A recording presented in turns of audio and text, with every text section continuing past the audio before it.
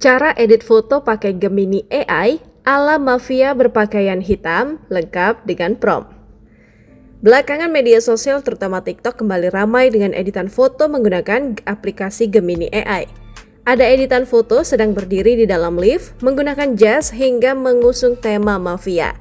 Banyak pengguna ingin tampil dramatis, misterius, dan elegan seperti karakter di film. Gemini AI memungkinkan siapapun membuat versi unik dari tren ini hanya dengan menggunakan prompt kreatif. Lantas bagaimana cara edit foto di lift ala mafia menggunakan Gemini AI? Buka Gemini AI, upload foto yang dipilih,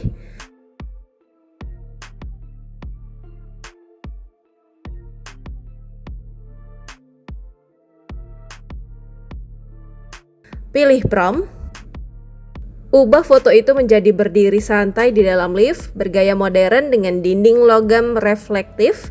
Ia mengenakan outfit serba hitam, blazer hitam, kacamata hitam, celana hitam, dan memegang secangkir take away.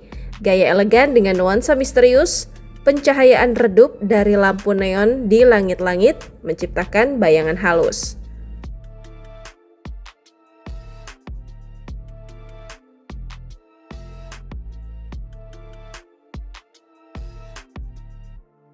Download Tribun X sekarang, menghadirkan lokal menjadi Indonesia.